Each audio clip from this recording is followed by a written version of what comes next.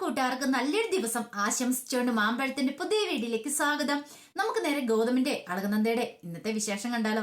അപ്പൊ ഇന്ന് രാവിലെ പ്രമോ വിശേഷം ഉൾപ്പെടുത്തി ഞാൻ വിശേഷം ഇട്ടിട്ടുണ്ടായിരുന്നു. അപ്പൊ ഞാൻ പറഞ്ഞിട്ടുണ്ടായിരുന്നു ഫുൾ വിശേഷം വന്നു കഴിയുമ്പോൾ, ഒറിജിനൽ വിശേഷം വന്നു കഴിയുമ്പോൾ ഞാനത് അപ്ലോഡ് ചെയ്യാന്ന് കേട്ടോ. അപ്പൊ താമസിച്ചാണ് ഇപ്പൊ 2-3 ദിവസമായിട്ട് വിശേഷങ്ങൾ വരുന്നത്, അതുകൊണ്ടാട്ടോ ലേറ്റ് ആയിട്ട് ഇടുന്നത്. അപ്പൊ എല്ലാവരും മറക്കാതെ കയറി കാണണം കേട്ടോ. ഇന്നത്തെ വിശേഷത്തിൽ കാണിക്കുന്ന ഗൗതമും നന്ദയും ആദ്യരാത്രി കഴിഞ്ഞ് ഇങ്ങനെ കിടന്ന് ഉറങ്ങുമായിരുന്നു. ആ സമയത്ത് നേരം വെളുക്കാറായി കഴിഞ്ഞപ്പോഴാണ് ഗൗതമിന്റെ ഫോണിലേക്ക് കോള് വരുന്നത്.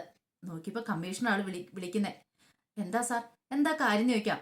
ഗൗതം എത്രയും പെട്ടെന്ന് ഇങ്ങോട്ട് വരണം. ഗൗതം എവിടെയാ എന്താണെന്ന് എനിക്കറിയില്ല, പക്ഷെ എത്രയും പെട്ടെന്ന് വരണം എന്ന് പറയാം.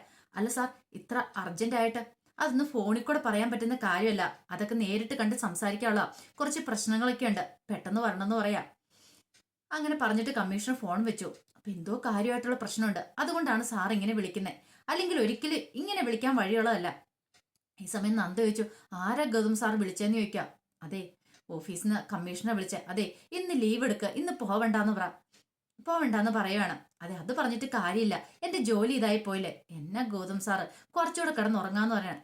വേണ്ട, അതെ എന്തോ അത്യാവശ്യ കാര്യമുണ്ട്, ഒരു കാര്യം ചെയ്യ, നീ കിടന്നുറങ്ങിക്കോളാൻ പറയണം. പിന്നീട് നന്ദേനെ ചേർത്ത് പിടിച്ച് ആ നെറ്റിയിൽ ഒരു ഉമ്മയെ കൊടുക്കുകയാണ്. കിടന്നുറങ്ങിക്കോ, നന്നായിട്ട് ഉറങ്ങിക്കഴിഞ്ഞതിന് ശേഷം എഴുന്നേറ്റാൽ മതി എന്ന് പറയാം. പിന്നീട് ഗൗതം പോയിട്ട് റെഡിയാവുകയാണ്. പിന്നെ കാണിക്കുന്ന അടുക്കളയിലെ ലക്ഷ്മിയമ്മ ഫുഡൊക്കെ ഉണ്ടാക്കിക്കൊണ്ടിരിക്കുന്ന സമയത്ത് മോഹിനിയും പവിത്രയുണ്ട്. മോഹിനി വന്നിട്ട് ചോദിച്ചു, അല്ല രാവിലെ എന്താ ഗൗതം ഓടിപ്പോന്ന് കണ്ടേന്ന് ചോദിക്കുക. ഓടിപ്പോയ എങ്ങോട്ട്? അല്ല രാവിലെ ഗൗതം കാലും എന്താ പോലെ ഓടിപ്പോന്ന് കണ്ടു. ഇതെന്താ ലക്ഷ്മി ഇങ്ങനെയൊക്കെ പറയണേ? അതെ, ഗൗതമോൻ എങ്ങോട്ടാ പോയെന്നറിയാവോ? അത് ഓഫീസിലേക്ക് യൂണിഫോം ഒക്കെ ഇട്ടോണ്ട്. ഓഫീസിലേക്കാണല്ലോ യൂണിഫോം ഒക്കെ ഇട്ടോണ്ടാണല്ലോ പോയത്, അപ്പൊ പിന്നെ ഇങ്ങനെ ഓടിപ്പോന്നെ. അവൻ എന്റെ ജോലിക്ക് പോയതല്ലേ, എന്നത്തെക്കാളും കുറച്ച് നേരത്തെ ഇന്നങ്ങോട്ട് പോയി, അത്രേ ഉള്ളൂ. പവിത്ര പറഞ്ഞു, എന്നാലും ഇന്നലെ ആദ്യരാത്രി കഴിഞ്ഞല്ലേ, അപ്പൊ ആദ്യരാത്രി കഴിഞ്ഞപ്പോ പിന്നെ രാവിലെ ആരെങ്കിലും എഴുന്നേറ്റ് പോവോന്ന് ചോദിക്കുക. ഇത് കേട്ടോണ്ടാണ് പിങ്കി അങ്ങോട്ട് വരുന്നത്. പിങ്കി കേട്ടു പവിത്ര പറയുന്ന കാര്യങ്ങളൊക്കെ. ഇത് കേട്ടപ്പം ലക്ഷ്മിയമ്മ, ശരിയാ ആദ്യരാത്രിയൊക്കെ കഴിഞ്ഞു, പക്ഷേങ്കിൽ അത് പറഞ്ഞിട്ട് കാര്യമില്ലല്ലോ. ഇനിയിപ്പൊ എനിക്ക് ഗൗതമോനോട് ചില കാര്യങ്ങളൊക്കെ സംസാരിക്കാനുണ്ട്. അല്ല എന്ത് കാര്യം സംസാരിക്കാൻ ലക്ഷ്മി എടുത്തി പറയണേ? അല്ല പണ്ടത്തെ പോലെ അല്ല, ഇനി ഓട്ടോ ഒക്കെ ഇച്ചിരി കുറച്ചു വെക്കണം. കുടുംബമായാലേ ജീവിതമായാലേ ഇനിയിപ്പം കുട്ടികളാവും, പിന്നെ അതിന്റെ കാര്യം നോക്കണം, അങ്ങനെ 100 കാര്യങ്ങളുണ്ടാവും. അപ്പൊ അതിലേക്ക് ശ്രദ്ധ കൊടുത്തു കഴിയുമ്പോൾ ഈ ഓട്ടപ്പാച്ചിലിന് ഇച്ചിരി കുറവ് വരുത്തണമെന്ന് ഞാൻ പറയാൻ പോവാന്ന് പറയാം. ഇത് കേട്ടോണ്ട് വന്ന് പിങ്കി പറഞ്ഞു, അല്ല ലക്ഷ്മി അമ്മയ്ക്ക് എന്തിനാ അങ്ങനെയൊക്കെ പറയണ ഗൗതമിനോട്? അതെന്താ പിങ്കി നീ അങ്ങനെ പറഞ്ഞേ? ഞാൻ നോക്കിയിട്ട് ഗൗതം ചെയ്യുന്ന ശരിയായിട്ടുള്ള കാര്യം, ജോലി കിട്ടിക്കഴിയുമ്പോൾ വീട്ടിലിരിക്കല്ല, ജോലി പോയി ചെയ്യണം. പിന്നെ ഇന്നത്തെ കാലത്ത് ജോലിയും വരുമാനവും ഒക്കെ ഉണ്ടെങ്കിലോ പെണ്ണുങ്ങൾക്കാണെങ്കിലും ഒരു വിലയുണ്ടാവുള്ളൂ തങ്ങളുടെ ഭർത്താവിന്, അല്ലെങ്കിൽ ഒരു വിലയും കാണത്തില്ല എന്ന് പറയാം. ഈ സമയം മോഹിനിയും പവിത്രയെ ശരിവെച്ചു. ശരിയാ, അത് ശരിയാ, പണം ഉണ്ടെങ്കിലോ ഇന്നത്തെ കാലത്ത് കാര്യമുള്ളൂ, ഇല്ലെങ്കിൽ ഒരു കാര്യം ഇല്ലെന്ന് പറയാം, ഒരു പ്രയോജനം ഇല്ലെന്ന് പറയാം. പെട്ടെന്ന് ഇങ്ങനെ ലക്ഷ്മിയമ്മ ആലോചിച്ചു. എന്നിട്ട് പറഞ്ഞു, അതെ പിങ്കി പറഞ്ഞതിൽ ഒരു തിരുത്തുണ്ട്, കാര്യം ശരിയൊക്കെ തന്നെ ആയിരിക്കും, പക്ഷേങ്കിൽ എന്റെ നന്ദമ്മയുടെ കാര്യത്തിൽ അങ്ങനെയല്ല. കാരണം എന്താണെന്ന് അറിയാവോ? അന്ന് ഗാഥയുടെ പ്രശ്നം വന്നു കഴിയുമ്പോ ഗൗതമിന്റെ പേരിലുള്ള എല്ലാ വസ്തുക്കളും, അതായത് എന്തൊക്കെ ആസ്തിയുണ്ടോ അതൊക്കെ ഗാഥയ്ക്ക് എഴുതി കൊടുത്തോളാൻ പറഞ്ഞ, ഒരു കുഴപ്പമില്ലെന്ന് പറഞ്ഞ നന്ദ. അവൾക്ക് പണോ പ്രശസ്തി അതൊന്നും വേണ്ടായിരുന്നു. അതുകൊണ്ട് നന്ദമ്മയുടെ കാര്യത്തിൽ എനിക്ക് ആ ഒരു കുഴപ്പമില്ല. ഇനിയിപ്പൊ ജോലി ഇല്ലെങ്കിലും ഗൗതമിനെ നോക്കിക്കോളും. അതുപോലെ തന്നെ അവർ തമ്മിൽ നല്ല സ്നേഹത്തിലാന്ന് പറയാം. ഇത് പിങ്കിക്ക് കിട്ടിയ ഏറ്റവും വലിയ അടിയായിരുന്നു. പിങ്കി ഒരിക്കലും പ്രതീക്ഷിച്ച കാര്യമില്ല. പിന്നീട് പറഞ്ഞു, അതെ ഇത് നന്ദമോൾക്കുള്ള ചായ, ഞാനിത് കൊണ്ട് കൊടുക്കട്ടെ എന്നും പറഞ്ഞ് ഞാൻ കയറിപ്പോകാൻ തുടങ്ങിയപ്പോ പിങ്കി തടഞ്ഞു. എന്തിനാ ലക്ഷ്മമായ ബുദ്ധിമുട്ടുന്നേ, ഇങ്ങോട്ട് ഞാൻ കൊണ്ടേ കൊടുത്തിട്ട് വരാം എന്നും പറഞ്ഞ് അതങ്ങ് വാങ്ങിച്ചോണ്ട് പോവാ. വല്ലാത്തൊരു അവസ്ഥയായിപ്പോയി ലക്ഷ്മിക്ക്. ഇനി അവൾ അതിനകത്ത് എന്തെങ്കിലും കലക്കുമെന്ന് പോലെ ഒരു പേടി വന്നു. ഈ സമയം പവിത്ര വെച്ചു, അല്ല പിങ്കി ചേച്ചി ചായയും കൊണ്ട് പോകുന്നുണ്ട്, എന്തോ കാര്യമായിട്ട് സ്നേഹമുണ്ട്. ഇന്നലെ വൈകുന്നേരം എനിക്ക് എന്റെ കൈ പാല് തന്നു വിട്ടു, ഇന്നിപ്പോ ആണ്ടേ ചായ. അപ്പൊ എന്തോ ഒരു കാര്യമുണ്ട്. ഈ സമയം മോഹിനി പറഞ്ഞ്, പിങ്കി ആള് ഒന്ന് സൂക്ഷിച്ചാൽ കൊള്ളാം ഗൗതമ നന്ദേ, ഇല്ലെങ്കിൽ എപ്പോഴാ പണി വരുന്നതെന്ന് പറയാൻ പറ്റില്ല എന്ന് ലക്ഷ്മി അമ്മയോട് പറയാണ്. അങ്ങനെ പിങ്കി അകത്തേക്ക് ചായയായിട്ട് കയറി ചെല്ലുമ്പോ നന്ദ നല്ല ഉറക്കമായിരുന്നു കിടന്ന്. പിങ്കി വാതിലിൽ കുറച്ച് സമയം നോക്കിയിരുന്നു, വാതിലിന്റെ മുമ്പില്. എന്നിട്ട് അകത്തേക്ക് കയറി ചെല്ലുക. അവിടെ ഫുള്ളൊന്ന് നോക്കി. പിന്നീട് നന്ദേന്ന് വിളിക്കുവാണ്, കിടന്ന് അലറി വിളിക്കുക. നന്ദ കണ്ണു തുറന്നു. എന്താന്ന് പറഞ്ഞുകൊണ്ട് എഴുന്നേക്കുക. ഇന്ന് ആ ചായ എന്ന് പറഞ്ഞുകൊണ്ട് ആ മുഖത്തിന് നേരെ ചായ അങ്ങ് കൊണ്ടേലുവാണ്. ഇങ്ങനെയാണ് ചായ കൊണ്ടേ തരുന്നതെന്ന് നന്ദി ചോദിച്ചു. പിന്നെ എങ്ങനെയാ? അല്ല മുഖത്തിന് നേരെ, അത് ആ ടേബിളിൽ അങ്ങനെ വെച്ചേക്കാൻ പറയണം. അല്ല നീ എന്താ ഇതുവരെയായിട്ടും എഴുന്നേക്കാത്തെ? അത് ഇന്നലെ രാത്രി കുറച്ച് ലേറ്റ് ആയിട്ടാണ് കിടന്നുറങ്ങിയത്, അതുകൊണ്ടാന്ന് പറയാം.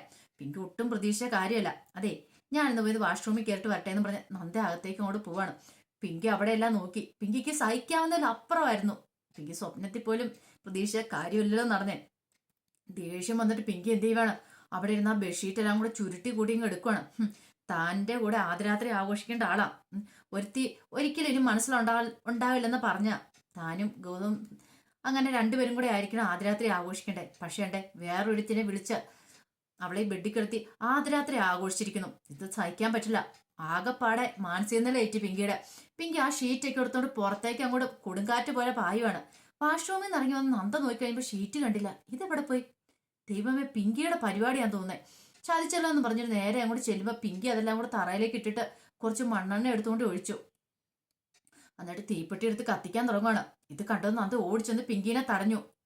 നീ എന്ത് പരിപാടി പിങ്കി കാണിക്കുന്നത്? വീട് നന്ദാന്ന് പറഞ്ഞോടെ രണ്ടുപേരും അവിടെ കിടന്ന് ഉങ്കം പിടുത്തം നടത്തുക. അങ്ങോട്ടും കൂടി പിടിയും വലിയേ. അവസാനം നന്ദയെ പിടിച്ചൊരു തള്ളു തള്ളിയപ്പം നന്ദ എടുത്തടിച്ച് അവിടെ കിടന്ന് വീണു. ആ സൈഡിലേക്ക് പോയി തലയിടിച്ച് വീഴുവാണ്. ആ സമയത്ത് നന്ദ കിടന്ന് അലറി വിളിച്ചു. അതെ, വല്യമ്മേ അമ്മ ഓടി ഇങ്ങോട്ട് വരാൻ പറഞ്ഞോണ്ട്. അങ്ങനെ അവരൊക്കെ അലർച്ച കേട്ടോണ്ട് വന്നങ്ങോട്ട് ഓടി വരുമ്പോഴത്തേനും പിങ്കി എന്ത് ചെയ്യുവാണ്, ആ കയ്യിലിരുന്ന തീപ്പെട്ടി വലിച്ച് ആ ബെഡ്ഷീറ്റിലേക്ക് ഇങ്ങിടുക. ബെഡ്ഷീറ്റ് നിന്ന് കത്തുക. ഈ കാഴ്ച കണ്ടുകൊണ്ട് അവരെല്ലാം ഓടി വരുന്നേ. ഒരു നിമിഷം അവരെല്ലാം അന്തം വിട്ടു പോവാ. എന്ത് ചെയ്യണ്ടേന്ന് പോലും അറിയത്തില്ലാത്ത അവസ്ഥ. പെട്ടെന്ന് അരുതി അവിടെ നിന്ന് വിളിച്ച് പിങ്കി നീ എന്താ കാണിക്കണേന്ന് ചോദിക്കുവാണ്. പിങ്കി ഒന്നും മിണ്ടിയില്ല.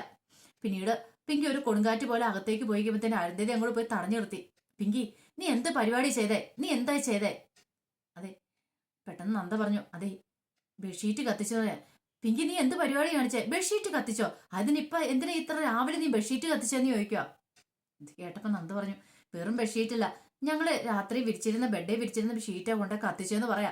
ഇത് കേട്ടെന്ന് മോഹിനിയും എല്ലാവരും ഒരു നിമിഷം ഞെട്ടിത്തെരിച്ചു പോയി.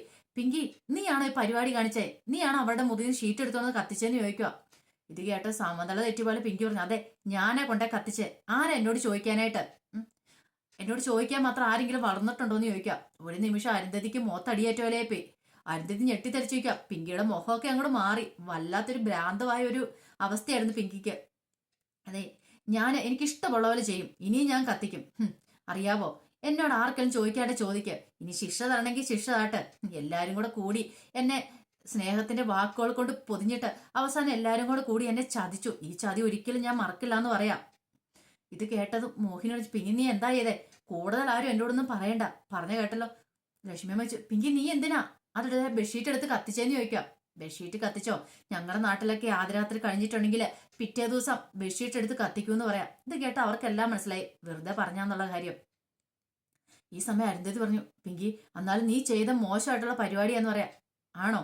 അന്നിക്കൊരു കാര്യം ചെയ്യാം, എനിക്ക് ശിക്ഷ ആട്ടെ. എനിക്ക് ശിക്ഷ എന്നെ തല്ലിക്കൊല്ലണോ? കൊന്നു, എനിക്കൊരു കുഴപ്പമില്ലെന്ന് പറയാം.